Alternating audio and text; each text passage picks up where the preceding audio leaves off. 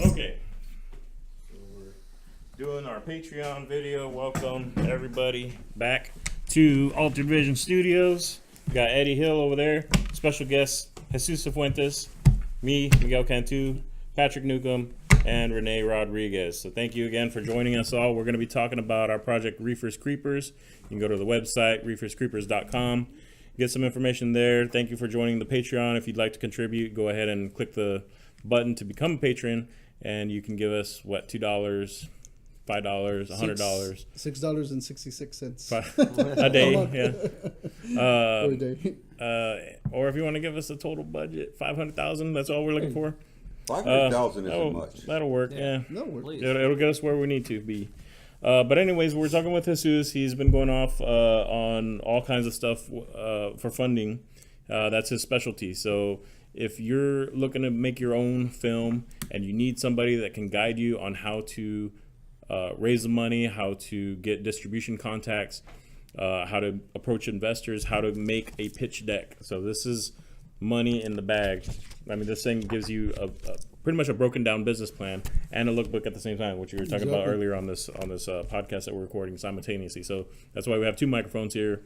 We're also live on Instagram. Jesus has got his followers checking us out. Yeah, and he's my wife. Yeah.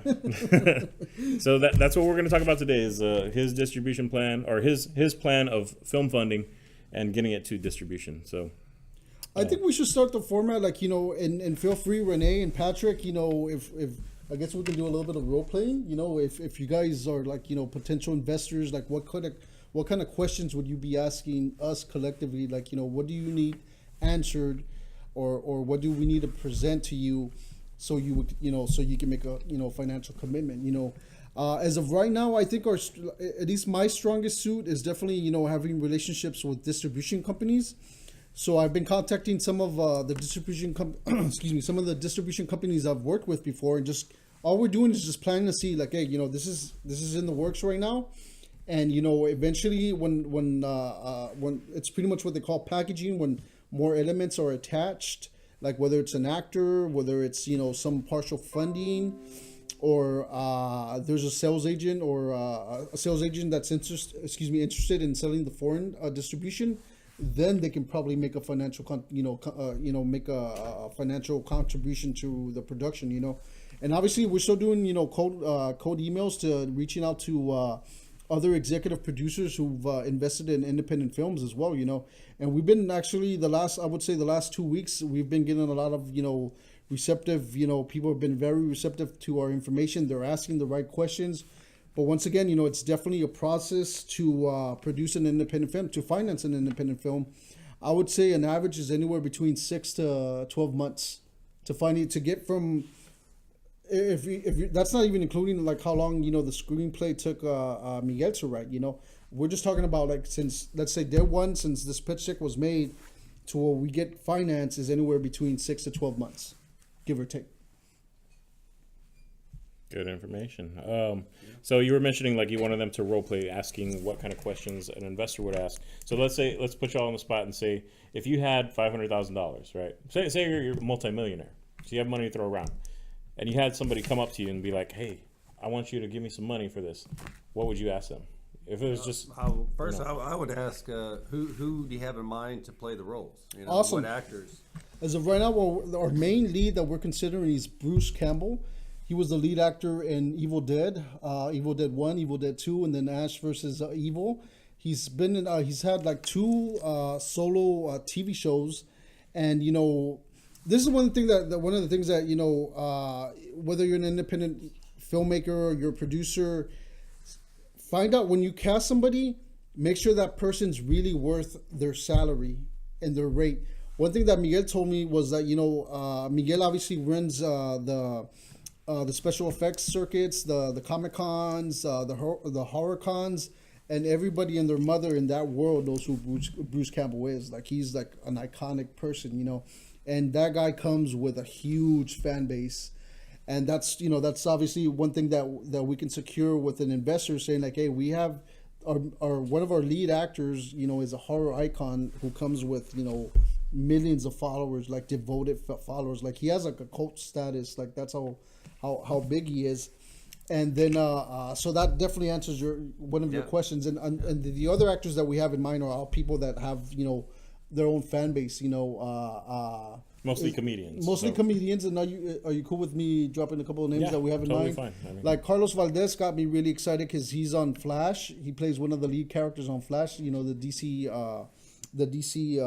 TV show that's produced by CW. He's been in Arrow as a guest star. He's been in Supergirl. So this guy, that's the guy that will hopefully play, the role of Renee. He even has a nice little wavy long hair, and he's real quirky. His character's really quirky and pretty cool. So once again, we try to attach people that we know that are financially reasonable. That's why it's such a solid investment. Because for one, the production cost is low, and all the assets that we're bringing are extremely high, and that's definitely talent. Another thing that from you as an investor can look at is the found footage formula is very inexpensive. Literally, you can have a crew of, I would even go as low as saying 5, and you can accomplish what Miguel's vision. So we know that overhead's not gonna eat up the budget. It's really gonna be production value and also our cast, our talent. That's where we're putting our majority of the funds. yeah, that's where we're putting the majority of the funds. I got a question then. Yeah. So I've been hearing about these points. Yes. What does it mean? Well, back-end points is pretty much your ownership. You're owning a certain percentage of. Consider the film as a small business, right, or a startup, right? Let's say to buy a point. Points means that you have some ownership of the company, right? So if, let's say, depending on your deal, right, if it's the creators, if it's an investor, what's the main thing again that we're offering? Points are like percentages. The percentages of what you own in the company and stuff like that, and that's just going to be based on the investor, how much equity he puts in. If it's an executive producer, that means that he's already invested in previous films. Then he might have more leverage, and it'll make more business sense for us to negotiate with that person. Either higher points because he's going to bring something additional other than just money. He can get us a theatrical deal. He can attach maybe some more talent, or he has foreign distribution channels, or maybe he's interested in funding the mobile game plus the comic, and trying to see if that's going to bring any money. And that's all obviously negotiated with production. You guys are what we consider production. You guys already own stake in the company, and it's going to be your decision. Traditional deals are anywhere between 80 to 20%. 80% is retained by production, and then 20% to the investor. Usually, in smaller productions or first time filmmakers, it's usually 50-50. It's usually 50-50. The investor gets 50%, and then production gets 50%. But the reason that we're not doing that is because we have experience already. That's why we have I've already done over 10 features. Five of them have been sold. 3 of them are already getting residual checks, which is a huge accomplishment. That means that they're making money already. So that means, if let's say if I get 5% of the movie, Yeah. so I get 5% of the profit, Yes. and then if they start doing stuff and they start showing it on Hulu or whatever, or start selling DVDs, that's also get that investment back, correct? Absolutely. And usually, one of the deals that we're doing is that your initial investment, you're gonna get 120% back. That's kind of like your bonus. So let's say you invest the whole amount, right? So you're gonna get $600,000 back. Like your bonus is 100K, plus you own 20%. If that's the deal that we end up going, the 80-20 deal, then you get 20% of any additional revenue that comes to the film. So let's say hypothetically it makes $1 million, in a small theatrical run, then you get $200K on top of that, out of your initial investment. So you already made $80,000 on you made $300,000 profit out of a $500,000 investment, which is really, really nice. And that's one of the things that's really exciting about film. Obviously it's extremely risky. for any independent film to break even, just to break even is extremely difficult, and then to get into profit.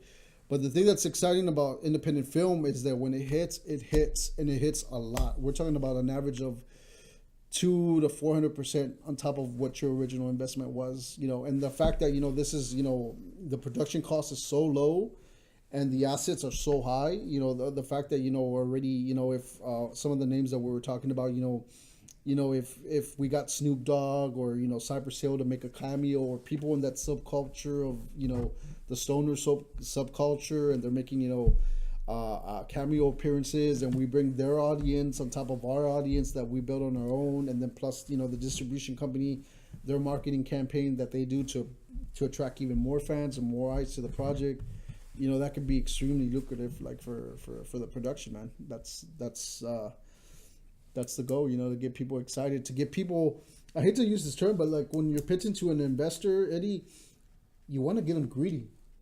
You want to get them very greedy, and you want to get them excited. You want to get them very excited, very greedy, and at the same time, the fact, it's not Miguel's first rodeo, and it's not my first rodeo as a film producer and as a line producer, and getting distribution.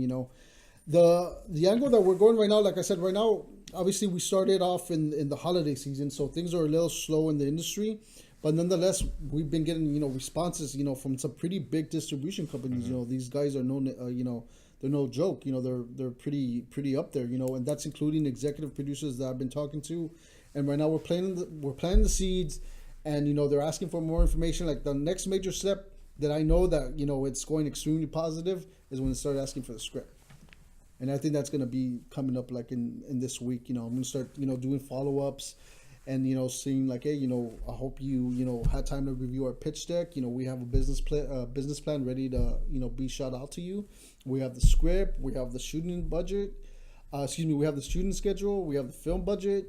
So they can. These are people that with experience. There's no way that we can scam them because this is not their first rodeo. They're distribution companies that have done like Paranormal Activity. They've done like big stuff. So. When we present something to them, we're not gonna put a fast one to them.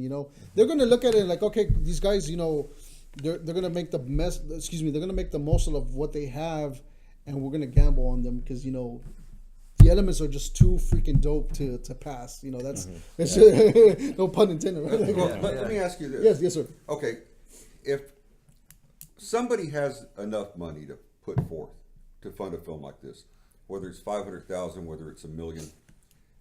Obviously, to make, a couple of 100,000 on it, that's not going to be a big deal to them. What would be the incentive that we would talk to them about as far as what the potentials are where they're going to make not only their money back and not only say the 200 grand, total, as far as, some of their, what they're going to make back off the money they give you, but what is going to be the incentive for these people to want to give you this kind of money in order to make this show happen?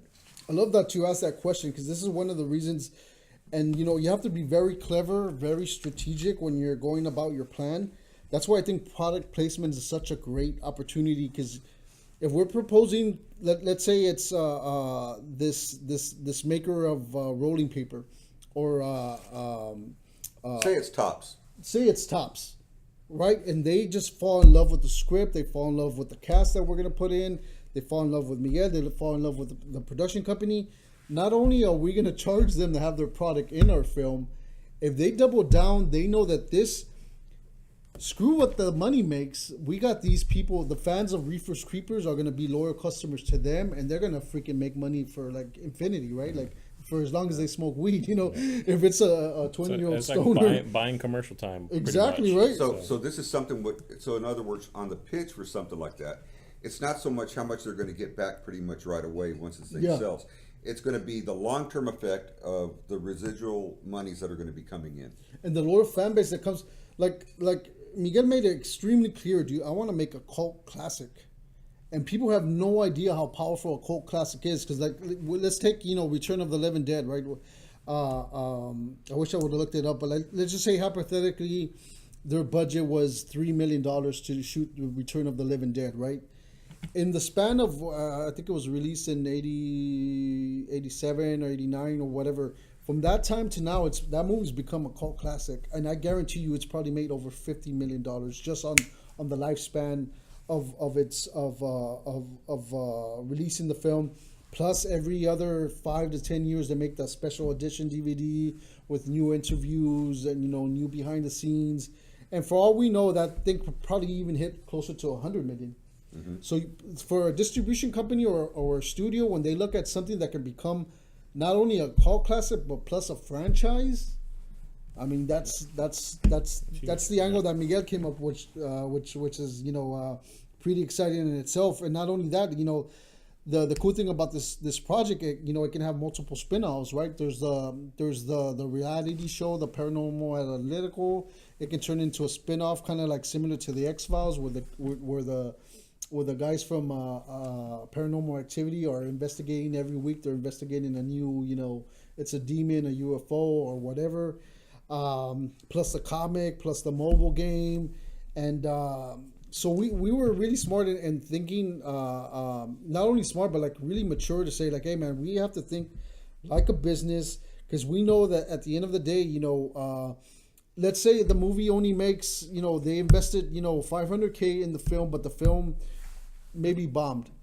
But for whatever reason, people love the mobile game, and it's just like in the span of 6 months, it made like $2 million just on the mobile game, Or the comic book had its own circulation and got picked up by Image or DC or Marvel, and boom, it's in circulation. It's selling 50 to 100 copies every month when it gets released. But nonetheless, like these assets that we're putting in front of potential investors are reducing their risk.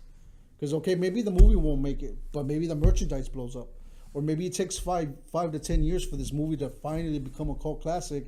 Because you as an investor, you own the company till perpetuity, forever, But it might take 5 to 10 years before it becomes a cult classic, and then boom, all of a sudden you get a residual check from the distribution company like for $2 million or something like that. Like, oh snap.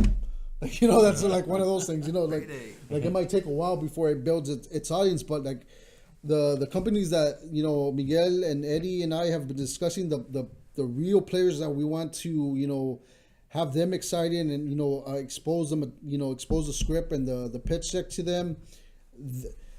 They're $1 billion companies. They're, $100+ million companies that have the financial resources to market the heck out of this in more ways that we, might not have even thought of, but, as independent filmmakers, and once again, my hat's off to you guys, like, sticking to doing the promo videos and just finding that audience, and eventually, get to a place where, it's almost every week, 1 or 2 little micro, videos of stuff of the world of Reefers Creepers. Speaking of which, we should actually think about doing another small little video. Yeah, we need to do another one. And I was thinking maybe I was thinking about maybe doing something like some found footage or something like that, as far as more or less along the storyline of the movie. Or maybe what do y'all think about maybe doing something as far as like a teaser? You think we could get a teaser going? Yeah, it's possible. Some sort of teaser. That way people can kind of start to see what the movie's about, to where they see it, they get hooked into it, they want to, they start itching for it. And it's something that will spread around, basically to gain the attention and the attraction of the fans, the people that are going to be following and going to be watching. These are things that I've been thinking of as well too. But I'm glad you told me as far as the residual effect concerning how to pitch it. As far when you have somebody that's got that kind of money, like I said, 200,000 to them that's a drop in the bucket. So what I was looking for was, what benefits are these people going to actually be looking for in order to give the money when they're going to be looking for a larger return than 200,000. Well, you have basically 2 traditional investors: the one that just wants to make money, and the one that just wants to be in the game. In the game, they want to rub elbows with Bruce Campbell. They want to rub elbows me. with Eddie Hill and Rene Rodriguez and Patrick, and they want to, or maybe it could be, for all we know, that there's a multi-millionaire out there that's just fascinated with the paranormal. So if a multimillionaire is right there, Right there, right now, right there where those little blue lights are, okay, if that's your multimillionaire, what are you going to tell him? Why should they invest in this? Tell him right now. If it's from a fascination of the paranormal, if it's somebody that's extremely fascinated, like it's like anything else, right? This guy could be an oil tycoon, but like when he was 15 years old, he was out with his girlfriend at the lake and he saw these crazy lights and he could never explain it to anybody. And when anytime he told the story, nobody believed him. And now we're doing a film called we're doing a film called Reefers Creepers about this paranormal investigation team. It's just the excitement of being validated. Okay, so what are you going to tell him to give you the money? He's listening. He's looking, or she is, he or she. Well, I mean, first off, you got to bait them, right? You gotta bait 'em. It's you a got to process, tell yeah. them, like, hey, have you ever had a paranormal experience, and get them That's talking. the question You that I want to always get them start off talking. with. Okay, they're going to say yes. I have. Okay, so then you get them talking. Tell me all about it. Tell me what happened. Oh, we've actually done a bunch of paranormal investigations. We actually wrote a movie on it based on some of our experiences, and taking it a step further, all the funny stuff that happens along the way, but adding in the whole marijuana stuff. And they're like, hey, I like weed. Yeah.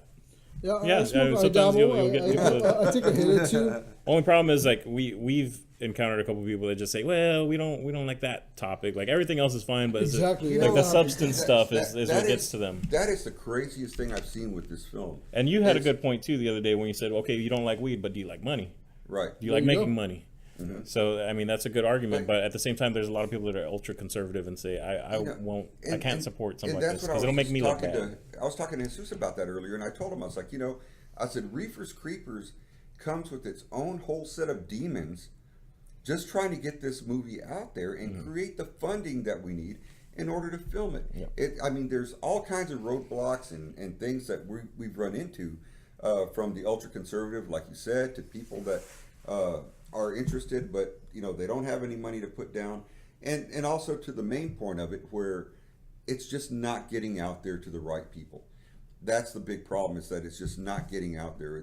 We don't have a video that's gone viral yet, and that's why I'd like to tell everybody out there right now, if you are able to sit there and share these videos, to share our podcast, to share whatever it is that we're putting out concerning Reefers Creepers, you're helping us to get this video out there to where it could possibly go viral and get us the monies that it's going to take in order to film this movie.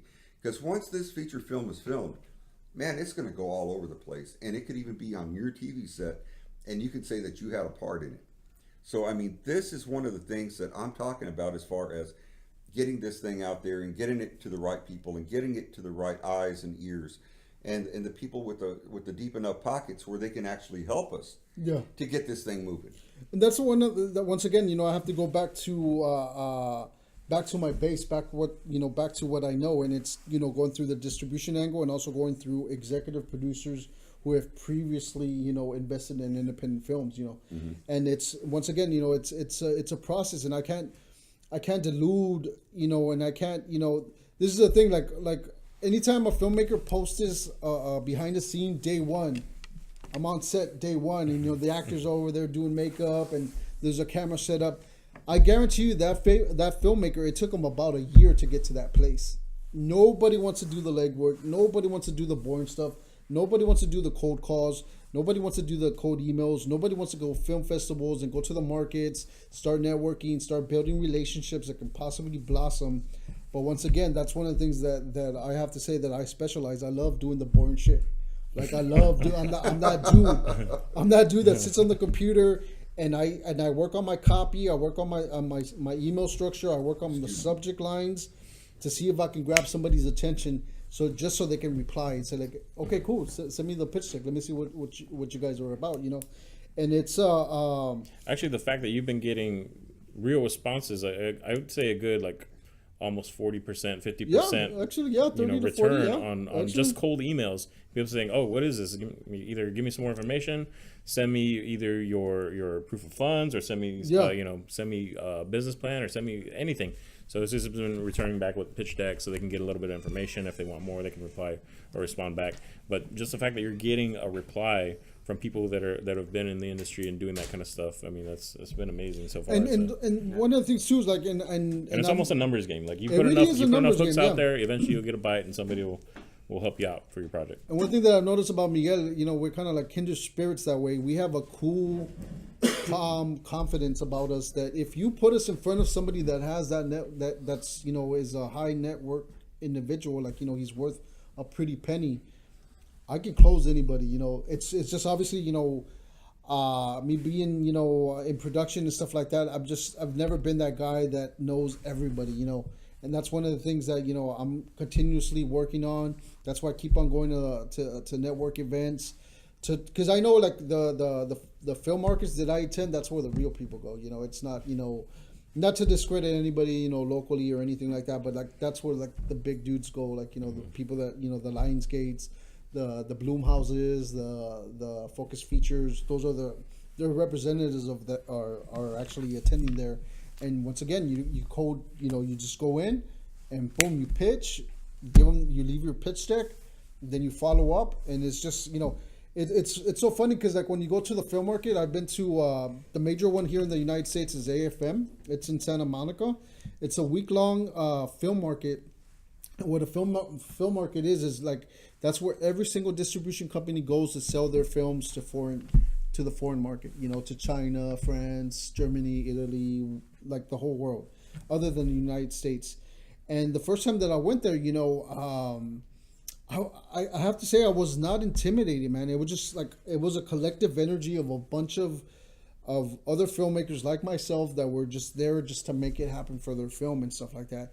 And I actually ended up building a relationship with a distribution company there, and we sold 2 of our films to them, and those 2 films, like I said, are giving back residuals, But once again, like it's different. Like we want to get Miguel and I need to get to a place like where we're talking to these people and like, okay, so like this guy is in LA. Okay, so we're gonna look at is there a horror film festival coming up that's in LA that we can invite this guy and close them like face to face, like where we can see these people face to face. And don't get me wrong, man. I've closed, like I said, I closed a deal as a film producer by myself that was $250K over the phone.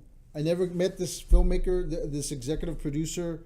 It took us a year to finally meet in person, and he was paying me a salary every month to just get everything organized, do the casting. We actually ended up building a set.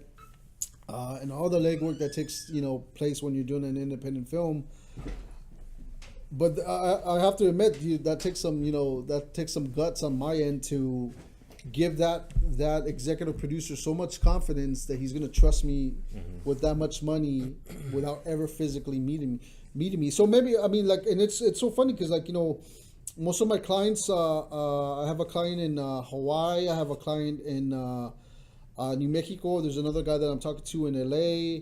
There's one a client of mine that she lives in Colorado, and it's all been over the phone. And we're talking about a few $1,000s, for a stranger basically to trust you that you're gonna say what you're gonna do, and once again, I pride myself that I have that track record that when somebody needs something done, or if I'm on set with somebody, that I'm gonna be the first person there and the last person to leave.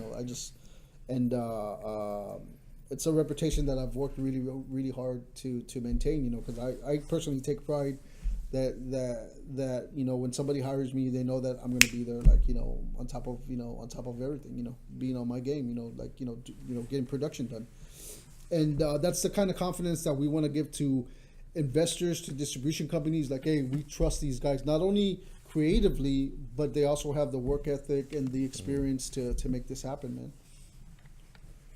Yep. So like you were saying, meeting face-to-face with potential investor is very important. Not only just, meeting them on the phone, talking to them, but getting FaceTime with them and actually meeting, greeting, wine and dine them, do all that kind of stuff. because that's gonna. A lot of times people don't really care about the business. They can read a business plan and know Exactly. all the numbers and everything. They want to get to know the person that they're doing business with. So if you, like I said, go to networking events. I just came from one earlier where I met 5 other people I passed out business cards to. It's like, okay, these people with deep pockets, they could be a potential investor. Exactly. But you're going the route of hitting up people that have been in the game. So executive producers, people that are familiar with production. They don't have to sit in and look over your shoulder while you're editing or while you're, on set and all that. I'm going more like with people that haven't done production. I'm meeting a couple people that they just want to keep making money. Maybe they haven't done film before, so having that way of approaching them and saying, well, this can be super extremely lucrative. Why don't you try it out? So it's getting to the point where I think something's gonna hit. It's like I said, it's taking time. Well, I got a good question for you, Miguel. Like any people that you've been talking to the last few months that you've had, face-to-face interaction, and you give them an overview of Reefers, Creepers, or maybe you giving them the pitch deck. Have you noticed if there's a particular? Is it more? And this is obviously part of our region.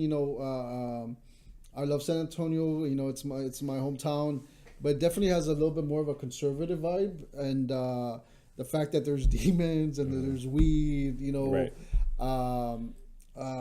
It still has that. Not to say that there's not, what's that famous San Antonio lawyer, the Thomas J. Henry. no the other one, the stoner, Hammer? no, the stoner one, the 420 420 guy, or 420 dude or something. Maybe if he caught wind of this, unfortunately I think he's criminally investigated right now. Oh, I wonder why. Yeah, I wonder why, right? So, but nonetheless, like if he caught wind of it, like obviously, you could tell that guy probably has he tokes it up a bit. Yeah. He wouldn't even look twice about it. He'll definitely look at the business plan.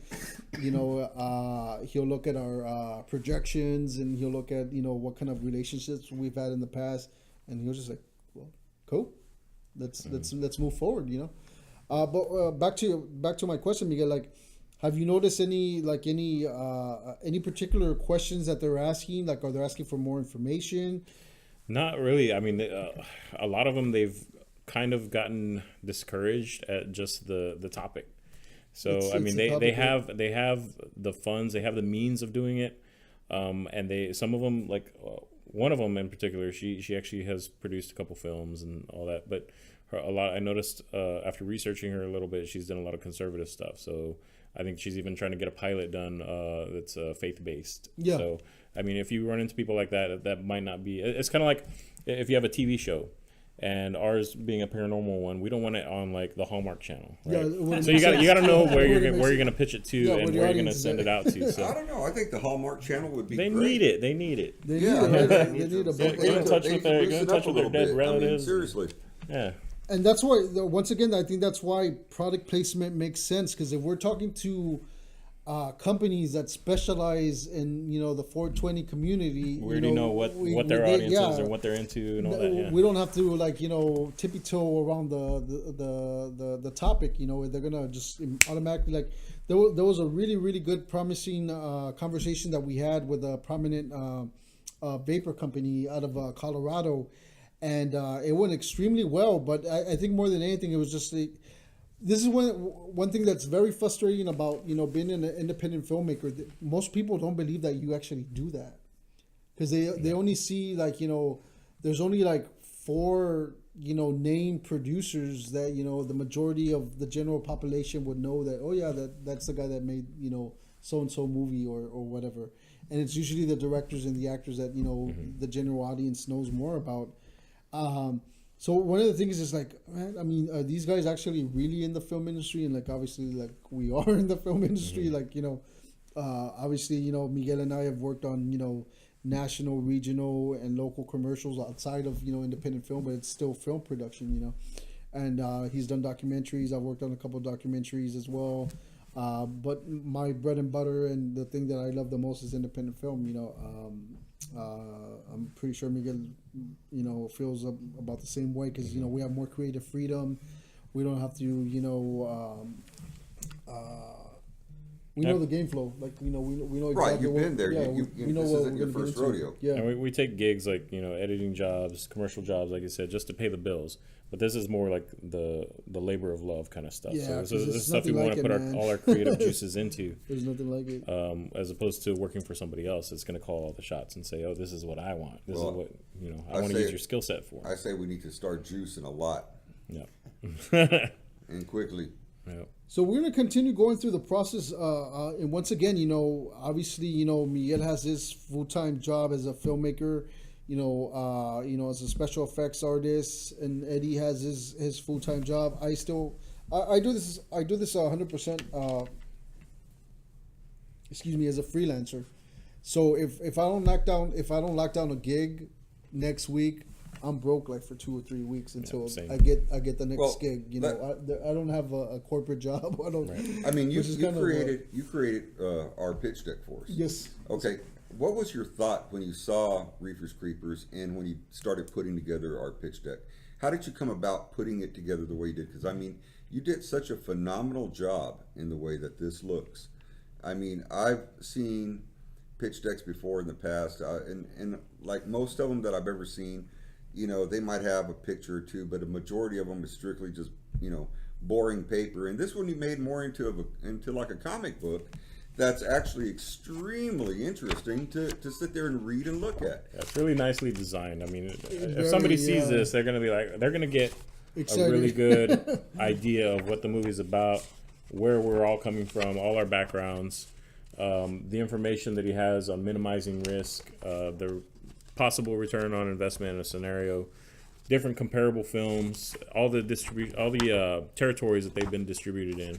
I mean, this stuff's got so much information, and it's something that a lot of new filmmakers need to have in their arsenal when they're approaching somebody that's got the funds and the means of making their movie happen. Let me show you one of the better pictures, okay? This right here. This one right here. You gotta get closer. That's like Three one of my little favorite Yeah, pictures. us three. Yeah. Tugging See it that? out. Eddie's getting sandwiched by Renee and Patrick. Us in the cave. I felt like the meat in the sandwich. Well, back to your question, Eddie. I mean, it goes back to the director, the way that Miguel communicates himself. Visually, he's very articulate and what he wants. We had a general idea, and we pitched a couple of stuff to each other, and I was communicating with my concept artist, and after Miguel and I kind of came up with okay, let's experiment with this and let's see where it goes, and then from there obviously we gave our concept artist some reference photos of other concept art with similar kind of design, similar illustrations, and he just went with it, man. And he really had fun. But once again, I think as a director, I think directing is really talking to your key crew, your actors, and getting them into a level of like high aesthetics, man. I think more than it, and it's a lot of communication, and I think that you guys have worked with Miguel through Paranormal Analytical, and you see the way that he communicates. A lot of people a lot of people would look at Miguel and I and think that we're a little more reserved or introspective, but when we come to play, man, I think very few people touch us. When we come to work, and Miguel has a reputation as a special effects artist, and people once again people trust. They have to trust your name, and I'm from that school where a handshake, Old school. a handshake means something. Your name means something, and you protect your name. Like you don't want anybody to slander your name, and you always have that reputation. Like, hey, whether I like that person, personally, that guy did exactly what he said he was going to do. Well, the reason I'm saying that, I mean, because how long did it take us to write the script on that? Where we all got together and we were writing it. About a week? Shoot. Well, yeah, we all got together Wow. every Yeah. Wednesday, I We think. knocked it out Yeah. pretty, How many days total? I mean, like 5, 6, Okay. probably. 5 or 6 days total. So within the span of about 5 or 6 weeks, because we'd meet up like once a week, thereabouts, and we'd brainstorm ideas in between. So I mean, when it came to life and I saw the artwork on this, I mean, I have to say I was stunned, because it's such a crazy feeling when you're when you're actually doing the script, or when you're actually writing it, and you're kind of visualizing it in your own head and how it's going and what's going on. But when you actually see the characters, or in this case the demons and what have you, in a full color booklet, brochure, it puts a whole new perspective on it. And it's so cool to look at something like that, to think, wow, we actually came up with this idea, and this is the way it ended up in the book. I mean, that is such a cool thing to have happen, because not many people get to see their ideas come to life. Exactly. It takes them such a long time. And not only that, but I'm sure there's going to be another step in this process once it's filmed and we see it come to life on the screen. And that's when I think it's going to hit home and go, Exactly. damn, that's cool. And that's a beautiful feeling. Like one of the things I think a filmmaker once asked me was like, what's the best feeling that you have? Whether you're a producer, you're a crew member, is that when you read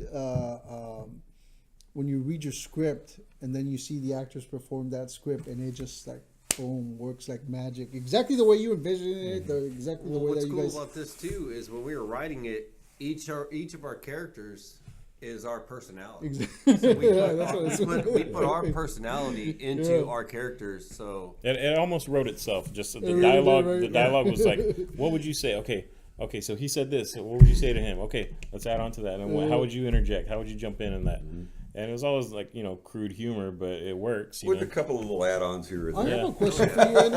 I have bit a of question for you, development. Eddie. Like I could tell you have a really great leadership quality. Like, how do you keep your crew?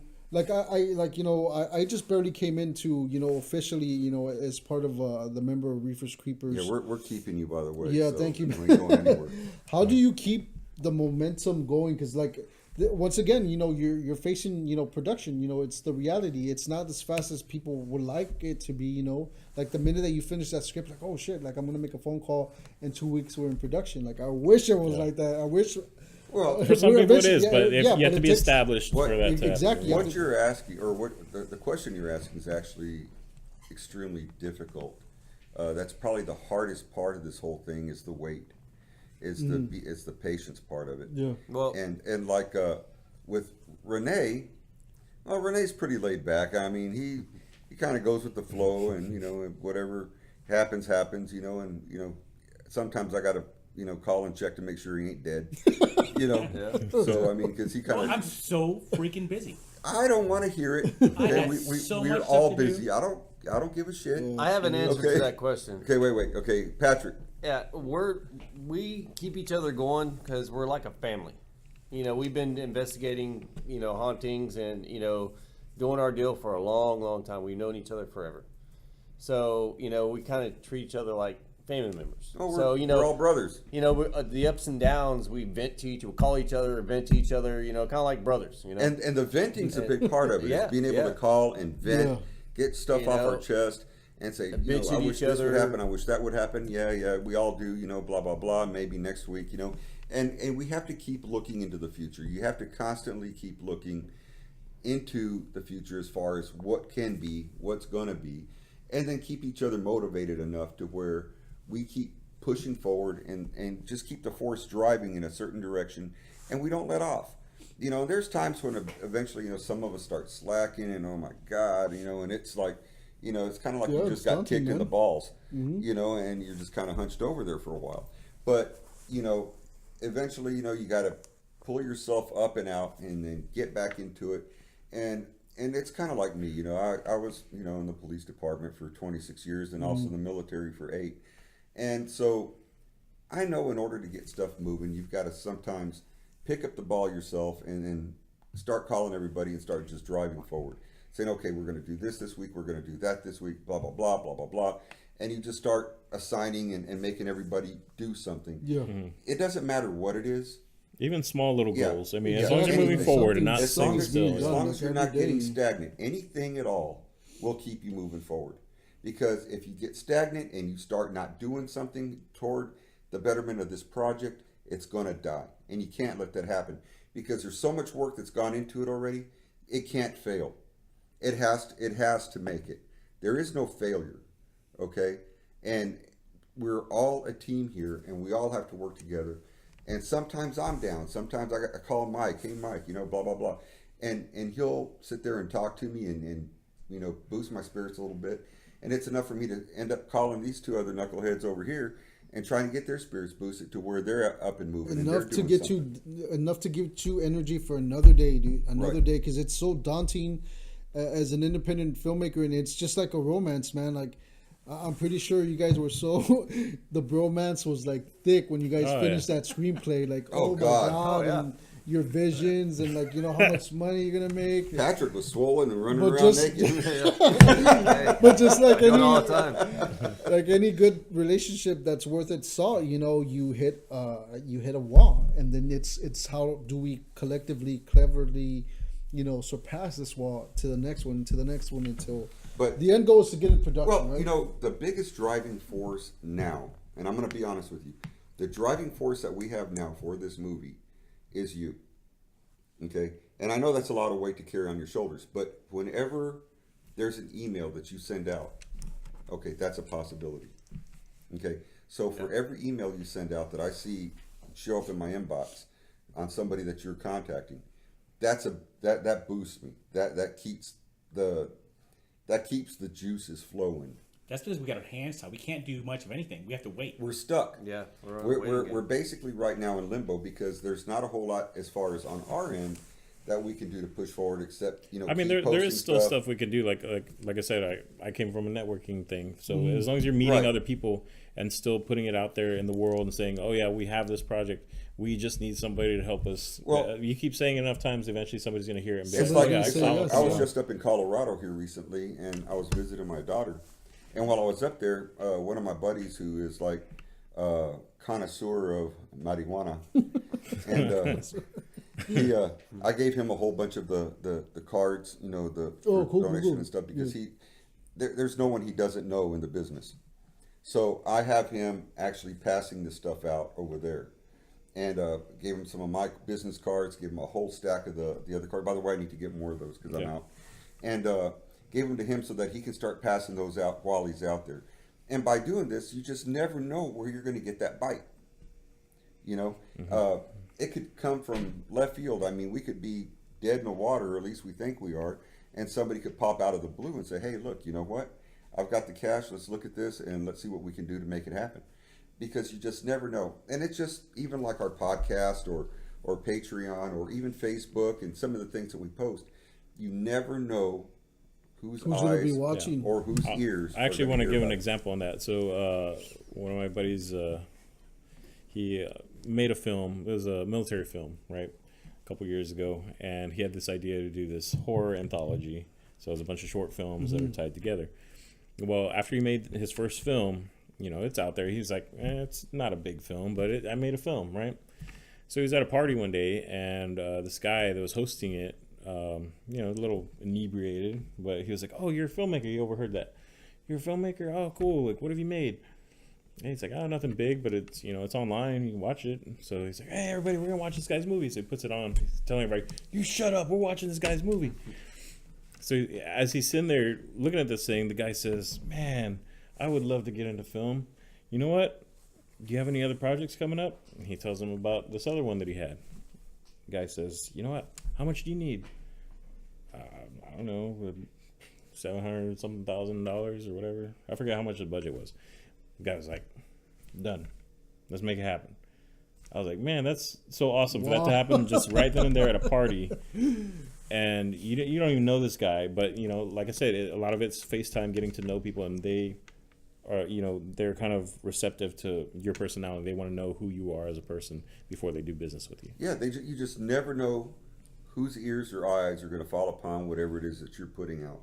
So even though, we know there's not that many people at this time on Patreon, watching us. I think, like I said, the last time we were our biggest fan.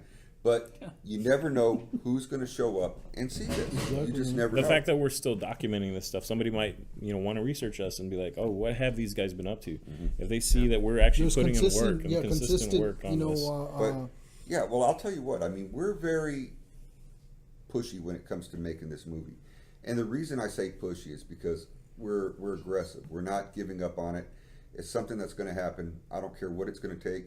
This movie's going to happen.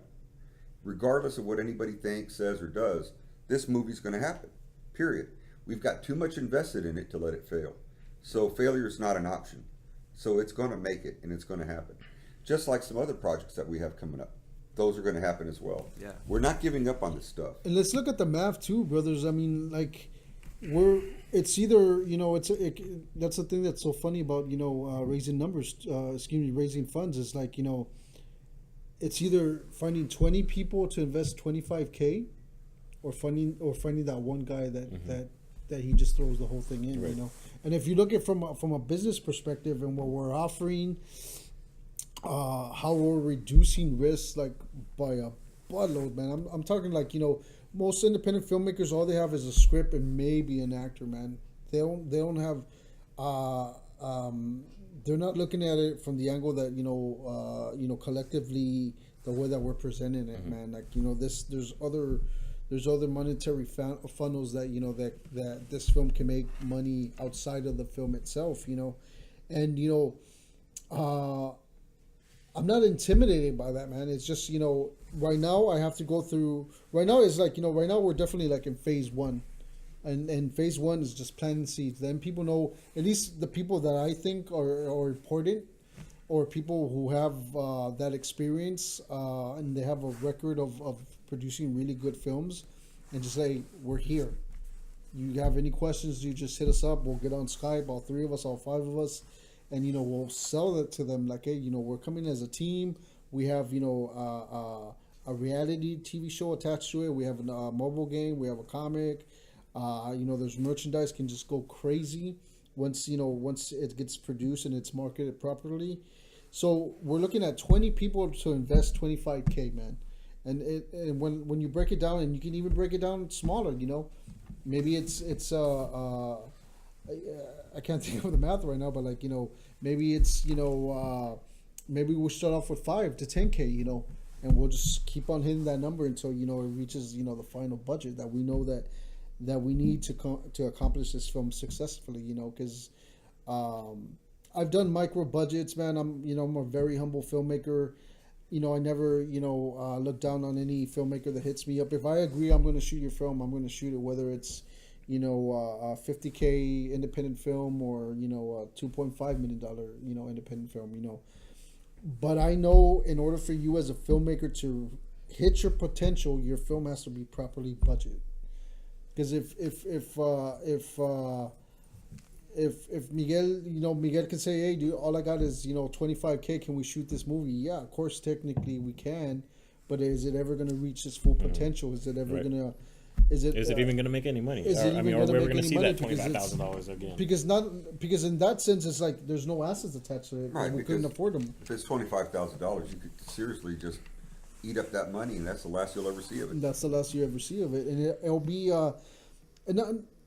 it's like 1 out of 1,000 films that maybe has that kind of budget range that gets some kind of notoriety in the industry.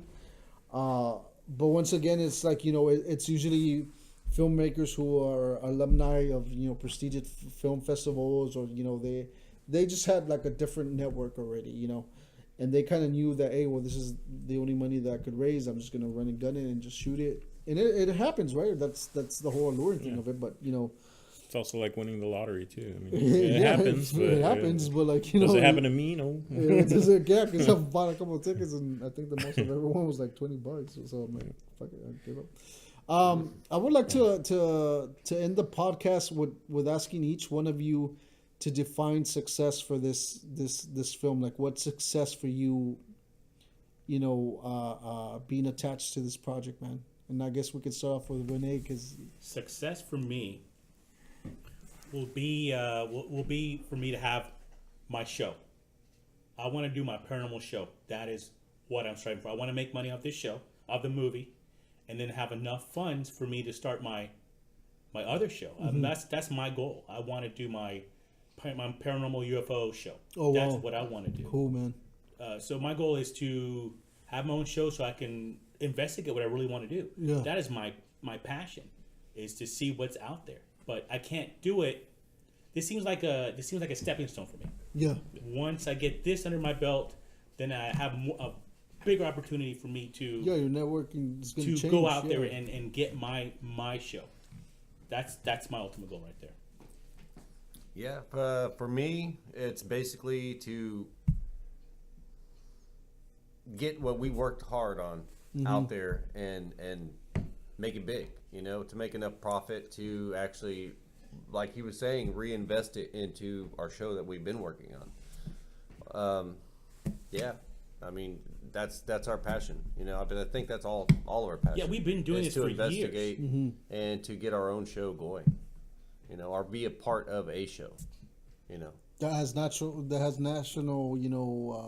Oh, yeah, it's we- on a real network. Like, We yeah, want yeah. to travel. We want to investigate paranormal, UFOs, cryptozoology. I mean, that's our passion. We've been doing it for many, many years, and that's what we love doing. So,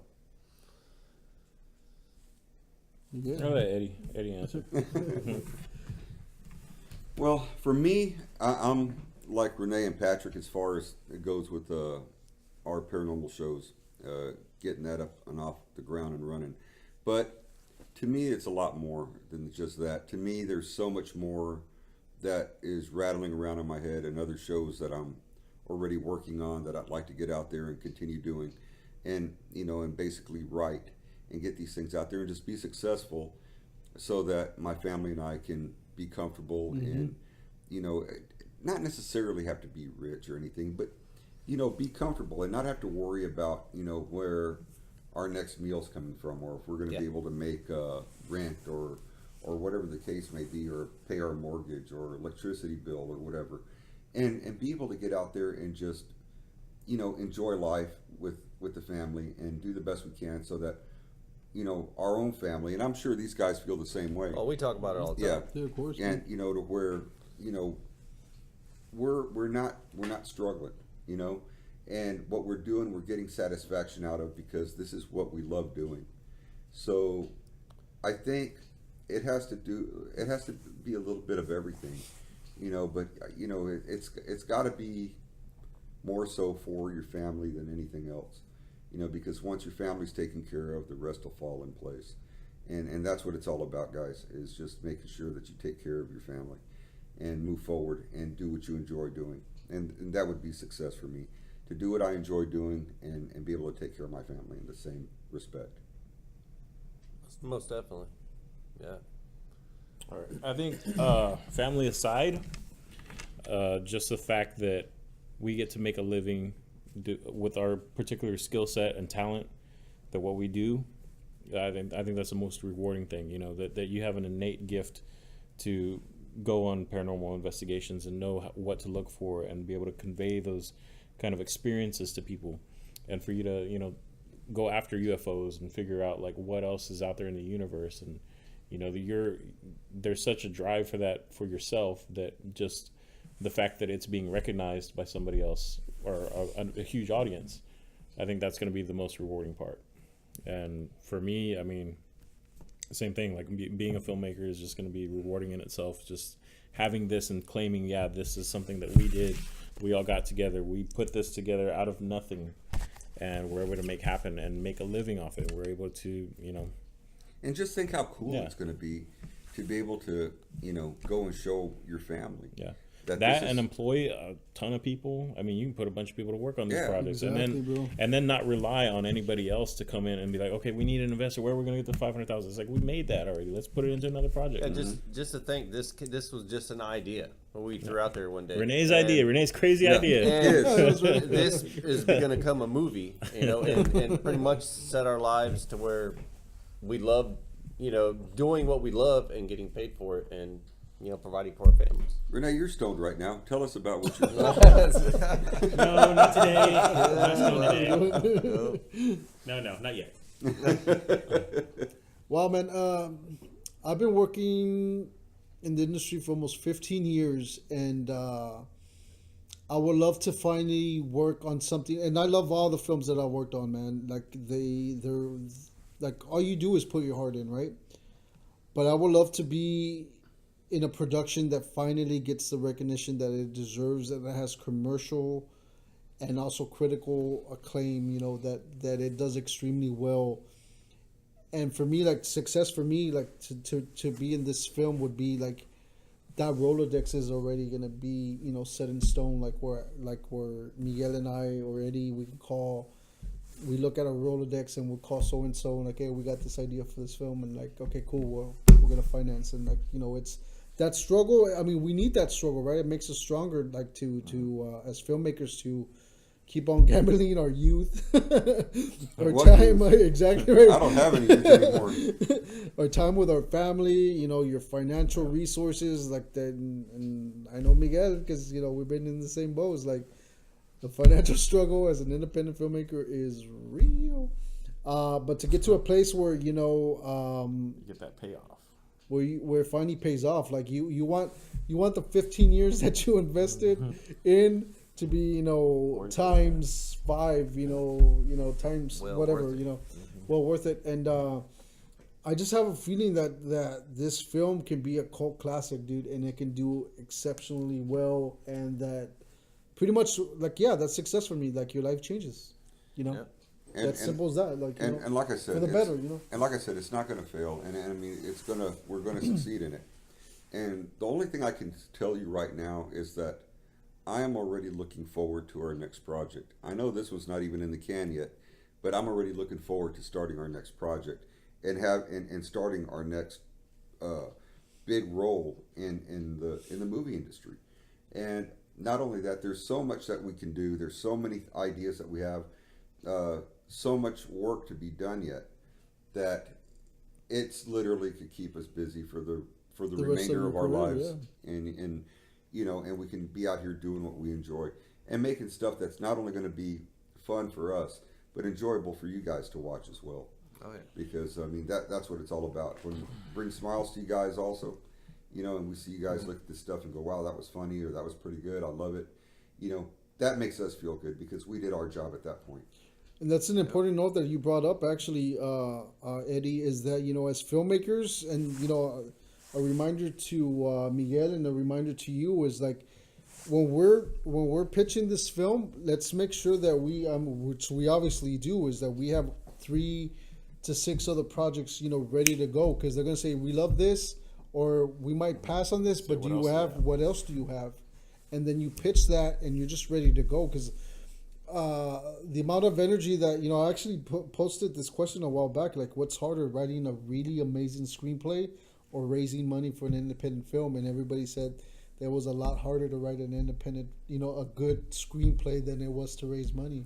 I thought that was don't really think so. that was actually No. really fascinating. No. You know? No, And I see- it flowed out of us, No. And it flowed. Yeah. I mean, it was easy for us Yeah. to do that because, well, for one, it was based on us, Yeah. you Yeah, know, it was our collective, personalities. yeah. But I mean, yeah, No, in Yeah. our case, the screenplay was a breeze. Wow. You know, Oh, yeah. but I have to say that the finding the funds, like Renee said the last time, he had no idea it was going to take this long. No, I had no idea. no, You know, no. but yeah, We're kinda that's shocked on that that's what the hard part is. You know, writing. It's just like I'm working on several other projects right now. The writing, for me, it just flows out like, well, you know, anybody who's seen me before knows I can't shut up. No. So I mean, Yeah. it just kind of flows out of me like nothing. So I mean, it's easy for me to write. Writing is a piece of cake. The hard part is the funding. Oh my God, shoot me now. Yeah, that You kills know, us. it's like that's just the hardest thing in the world. You know, and I don't care how good your idea is. I don't care how badass your script is or how tight your screenplay is or anything else. Man, if it doesn't get out in front of the right people, you're just not going to get the Exactly. money. I don't care what you're doing. If it doesn't get in front of the right people, you're not going to get your money. You got to be persistent and keep trying. But we've got so many projects, you know, and we really do. I mean, we've got We do. what 4 or 5 other films, right? Now ready to go. We know right, that we're yeah. that we're that you know we're lining up, yeah. We're in the process of doing. So I mean, it's just the part of getting the funding. We get this puppy off the ground and get it rolling. The rest are going to come quick. You know, that's all there is to it. There's Yeah. not going to be no messing Yeah. around.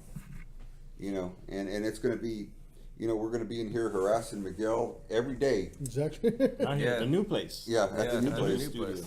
But Ooh, the you'll creepy place. Yeah. yeah, you'll be harassed in there big time.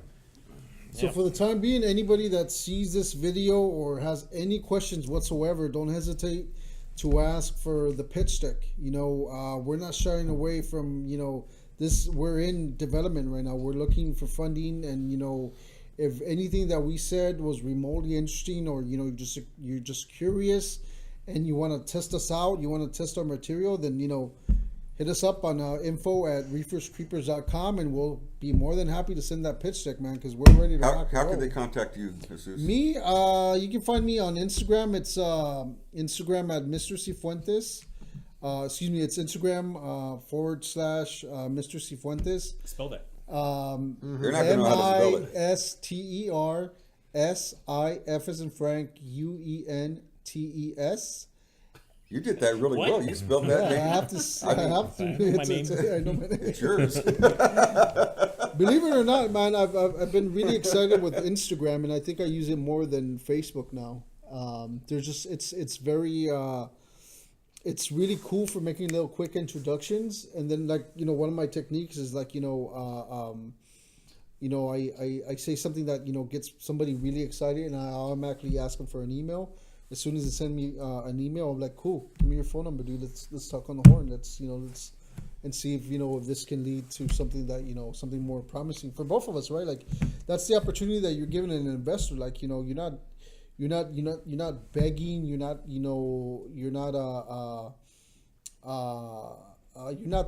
at the mercy of the investor either.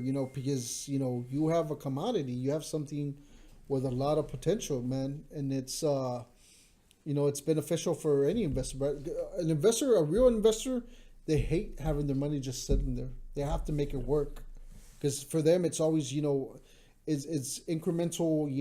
Well, if it's just sitting there, it's not making money. It's not making money. Yeah. And no real anybody that now it's just simple math, dude. Inflation and the costs of living. I read Price this, of Bitcoin going the up. the price of Bitcoin. I was gonna ask you something about that too. I read this article that says that millionaires are the new middle class.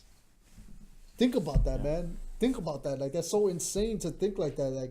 Somebody that has a net worth of $5-10 million is considered middle class. That means now. we're just pure We're poverty. like Scum, a third world. scum on the bottom of the bucket. So imagine that. So an investor, any even myself, right? If when I get to that financial stage that I want to be at, I'm gonna want to make my money work. I want I find other things really interesting. From an investor perspective, but once again, this is still my main. For me, it's do or die. I know a lot of actors, a lot of filmmakers that a lot of them do a lot of sales work. I've noticed that a lot of them are real estate agents, because it's one of those things you can close a deal and you're good for a month, so they have that flexibility, right? I messed up because I never took a second trade. This is the only thing I needed. So this has to pay off one way or another, right? Yeah. Because What else can I do? what else can I do? I could.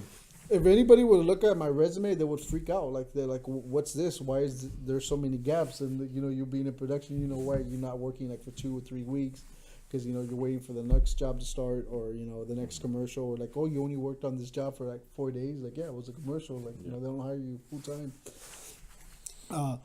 That being said, once again, I think collectively we have something really powerful and something that can be extremely lucrative for an investor, and just a lot of fun, man. I think more than anything, it's just a lot of fun. I agree. Oh yeah. Miguel, you want to give your information on how they can contact you? So go to reeferscreepers.com. You can email us at info@reeferscreepers.com. You can find us on Facebook by searching for Reefers Creepers. Find us on Instagram, same way, and YouTube, same way. We have a Twitter out there, I think, but nobody uses Twitter. I don't know. Twitter's old. I don't know. There's a lot of people Twitter's that throw old. tweets, but I don't know. Final how to tweet. question, Miguel. If somebody were to come and say, I want to fund your film, but with Bitcoin, what would you say? Oh, man, I'd take it. A heartbeat. Really? In a heartbeat. I'm a little skeptical What is that? about Oh, my God. Bitcoin. I don't dude. know what Bitcoin is. It's Cryptocurrency. cryptocurrency. Cryptocurrency. So what it That's is money is that you don't see. No, it's Actually, Well, you're it's right. it's Actually, hidden you're kind of money. right. Yeah. it's money. That's what Yeah. crypto stands for. is Oh well, hidden. I mean, a couple years ago when Bitcoin just came out, it was like 2009.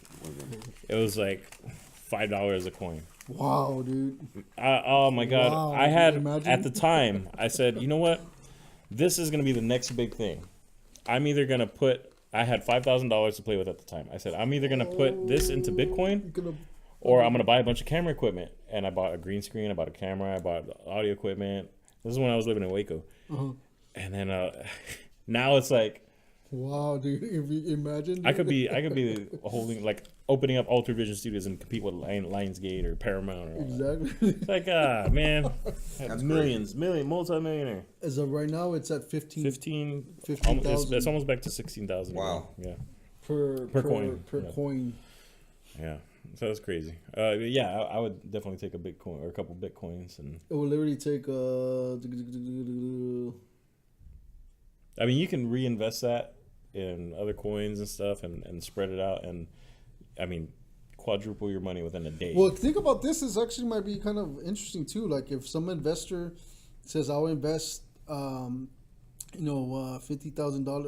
$500,000 worth of Bitcoin," and we convince the talent and the crew and Everybody get paid in Bitcoin. in Bitcoin. Well, then, how do we you know, cash it?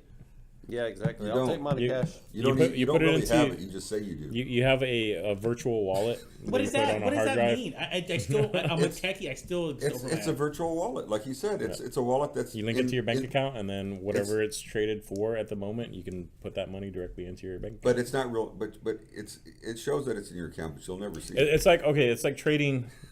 You trade gold stock, right? You never actually physically touch the gold. You're just trading stock in it, right? Yeah. The way Bitcoin works is the same theory, but it's your computer that's doing the mining for these coins. So these problems are being thrown at these computers, and they solve these algorithms and everything. Wow. Once they create a Bitcoin that's put out there in the world, it exists. I mean, there's a track that It exists cyberly. There's real companies that are accepting that's the way it that works currency right now as payment. Yeah, but how do you get your money? Like if you want to, You can sell it, like- cash You it sell out. it, sell you it, cash like, it out. sell it like a stock. Yeah, you sell it like a stock, so you can cash out. So it That's can, why it it can, fluctuates it in can, prices. It can crash and you get nothing out Exactly. Exactly. of it. I'll take money. Cash. Yeah, take my half of cash, please. I would take crypto in a heartbeat. Dude, like, it came out, what, 5 years ago? 2009. Started getting big in 2011. Almost 10, yeah, 10,000. It started hitting 10 like years, right? $300, $700 a coin, and then crashed back down to 300. Let me do the And then math, bro, because that's eventually pissing me started- off that you that you messed up on that, dude. 'Cause, like, I'm gonna do the math, No, bro. but he's got a green screen. It's No, like you- 16. Yeah, I got a green screen. Yeah, and a camera. Okay, so $5,000 divided by 5 Mm-hmm. equals 25, and it's going for 25,000 no, coins. 50, That's how much I would have had. It's going So 15,000. 1,000. Yeah. Wow, dude. That's how much money I would have had if I Come on, tell us. if I'd have invested. Well, imaginary money. No, real money. No way. If I'd have That's sold it simple all. math. That's what I'm saying. This is the thing too. Like I guess the final 375 note. million? The final note is like, one of the strategies that we've been discussing is doing self-distribution, meaning that you cut the middleman, you cut the traditional distribution company, because now there's so many outlets. We don't necessarily need a distribution company to put content on iTunes, Amazon Prime. You still need an aggregator to kind of negotiate and present your film to Netflix and Hulu, and but you can four-wall theaters. And you can sell, you can. God damn, we got chingo. I'm cussing in Spanish now, bro. $375 million. That's for what those of you who can't see wow, this. dude. That's what Miguel would have been worth. So, wow. But oh shit, man, he's got a green screen and a camera. I invested in my potential. Oh my god. Dude. And we're looking at about maybe it blowing up to like 25K in the next maybe year or so. Wow. So once again, like it's simple math. Like let's say That's not simple math. I've never seen that many zeros. so 500K, Yeah, no. right?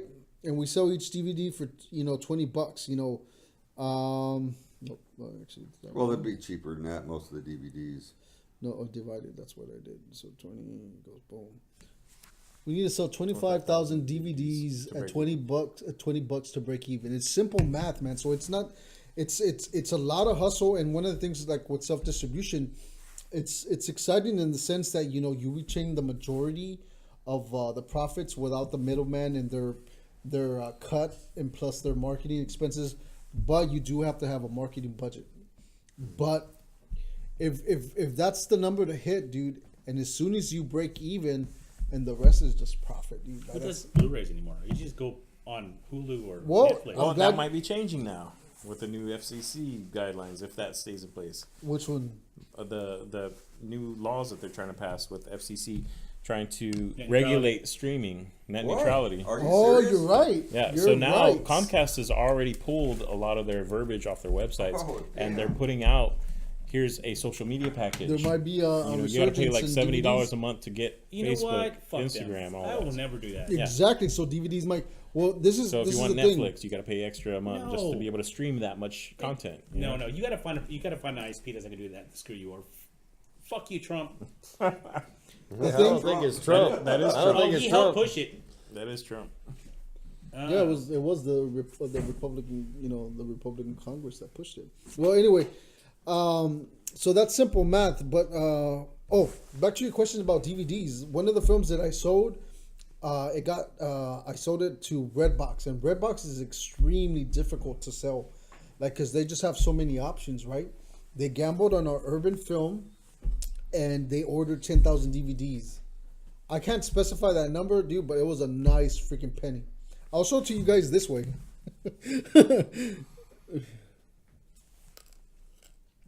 Not too shabby. $1.8 billion.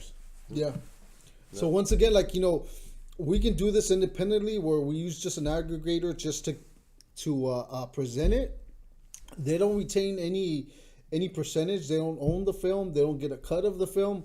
All you have to pay them is the service fee of them doing the proper encoding that Netflix or Hulu or Amazon Prime expects, and that's all you use them for. But like all the profit stays with production. But once again, if that's the number to hit 500K, dude, that's most independent filmmakers can't even sell like 10 outside of their mom and their family and their immediate friends, But the fact that this is so marketable, that has a huge niche audience, the cast that we want to put in the film are like all have like their own, they have their fan base and their cult following. I think this is worth a gamble too. Something that we obviously we can discuss collectively as we continue to move forward once our options, because there's not going to be a better feeling that when we find an investor that wants to double down, he wants to put money on the film plus the marketing, so we can F the distribution company, F the middleman, we're keeping it all. Yeah. Like that's to me would be like the end game, and it obviously has to do has to be extremely successful to hit some real numbers, but that's the game plan, man. So what do you think, as far as, in closing, the chances of this thing actually blowing up is?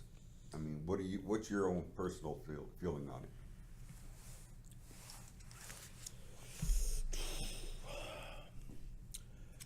The market, like what we call the market, is the audience, right? They're very fickle.